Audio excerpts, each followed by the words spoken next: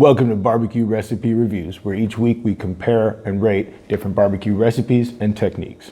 This week we're looking at two of the most popular backyard barbecues on the market today. We have a Weber Kettle Grill and a Camp Chef Pellet Grill. We're going to be rating each one with the same recipe on ease of use, cooking technique, appearance, and taste. Let's get into it.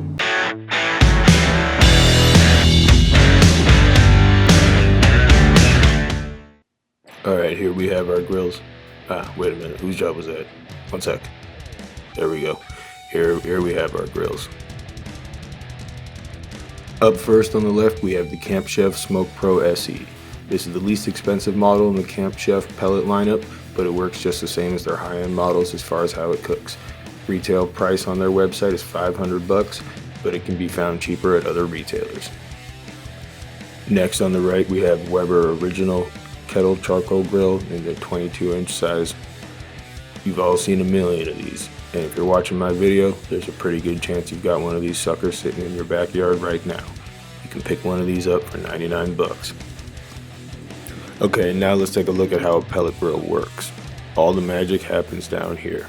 We have a hopper that holds our pellets, an auger that spins and moves them into a firebox that auto ignites. The pellet grill electronically controls both the rate that the fan blows air into the firebox as well as how fast the auger spins to increase or decrease the grill temperature based on a thermometer at the cooking level. That firebox is protected with a deflector / drip and heat shield.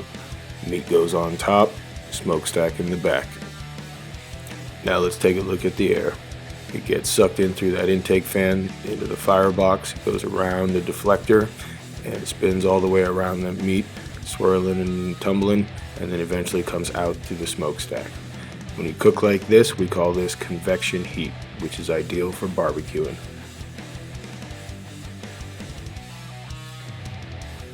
Now let's take a look at how you've probably seen most people use a kettle grill in the past.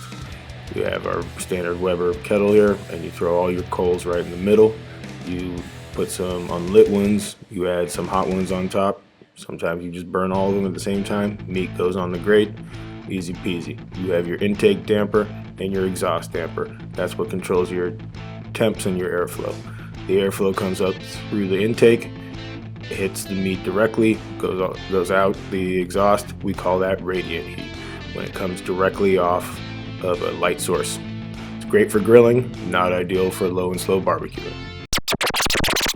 Okay, let's pause for a second and talk about convection versus radiant heat. Convection is when heat is carried to the food by a fluid such as air, water, or oil. This is basically how an oven works. This allows for longer cook times, which is ideal for smoking to ensure that the meat absorbs that smoke flavor. Radiation is the transfer of heat by direct exposure to a source of light energy. This allows for meat to cook much faster and develop darker coloring.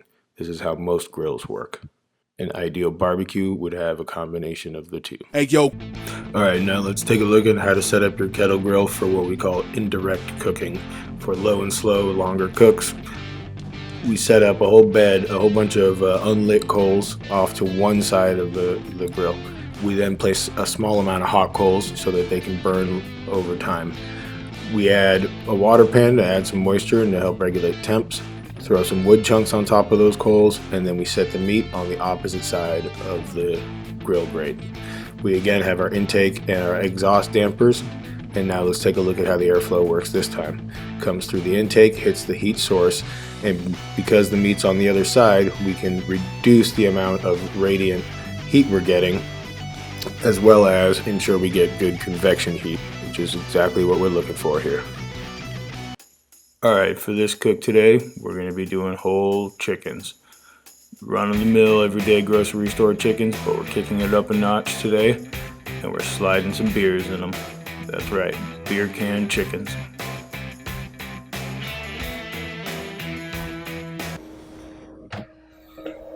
Wondering how we're going to fit a whole vertical chicken rig on the Weber?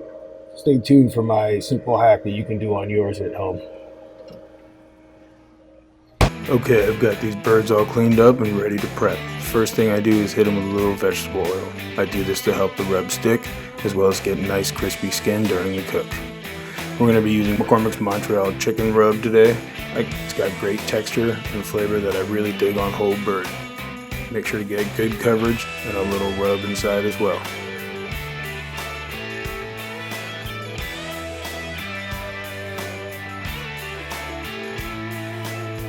Okay, next step is going to be getting the beer cans ready. We'll be using a couple of beer can racks today. These are not required, but I find they make things much easier. You can pick these up for a few bucks online. You'll want to drink about a quarter of each beer first so they don't overflow during cooking. I'm going to make the top hole a little bit wider and finally add a little bit of rub into each beer.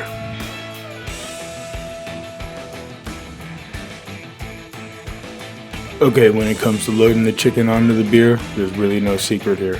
Just make sure you've removed the excess skin at the bottom and be sure to get the bird down as far as you can.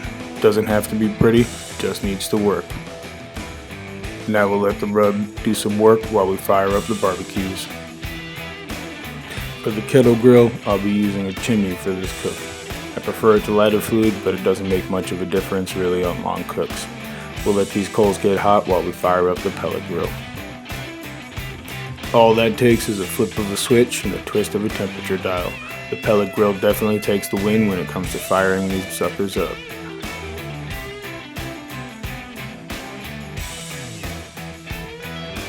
After about 15 minutes, our pellet is holding at 300 and our chimney coals are nice and hot. We'll go ahead and pour them into the barbecue next to the unlit ones and get our lid on and our vents open, dial in our temp. We're going for 300 today to get a nice crisping on our chicken. Once our temp is holding where we want it, it's time to load the birds. Here's my super simple hack to fitting beer can chicken in a Weber. Get rid of that top cooking grate and grab yourself a brick. Put it down on the bottom of the grate opposite the coals and lay an aluminum pan down to catch the chicken drippings as well as reduce some of that radiant heat off those coals. Go ahead and set your bird rig right on top. We'll add some chunks of apple wood to match the wood pellets that we have in the pellet smoker, and you should have no problem getting that lid on now and regain temps. Don't forget your water pan. It's much easier to add before you add the meat. Now let's load our chicken into the pellet smoker. That was easy. Okay, 2 hours later, we hit internal meat temps on both birds at the same time since we held consistent temps on both cookers. We're looking at 165 in the white meat and 175 in the dark meat. Here's how they look. We got the kettle on the left and the pellet on the right. Drastically different visually. The kettle produced a much darker and crispier skin, as well as a more pronounced bark. The pellet, on the other hand, produced a much lighter and not nearly as crispy skin, as well as parts of the rub looking not as absorbed. Here they are from some other angles. What do you guys think? After about a 30-minute rest, it's time to slice these up. Standard chicken carving here. What I'm looking for is clean slices through the skin, seeing how much moisture each one retained and how much smoke was absorbed into the meat based on internal coloring.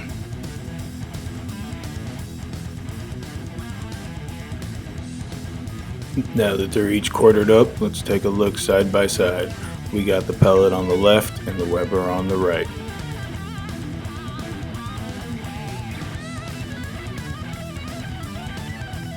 Here's another look. Which one of these do you want to eat more? For our purposes today, we're going to be comparing breast meat, since it's usually the easiest to overcook and dry out. Here are our slices. Time to call the peeps in for a taste test. As always, everyone was instructed to rank the birds 1 or 2. Since we're doing rank scoring here, we're looking for the lowest overall total.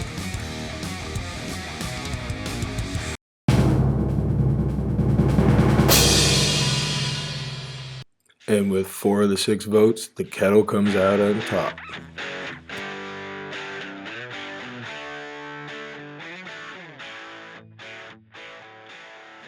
Now let's look at how easy each one of these is to use. First up, setting temp.